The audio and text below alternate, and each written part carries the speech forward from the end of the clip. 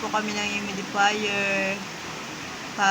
Maganda po to sa sa may sinusitis, tsaka pampabango ng kwarto, ng sala. Nag-iiba-iba po siya ng kulay.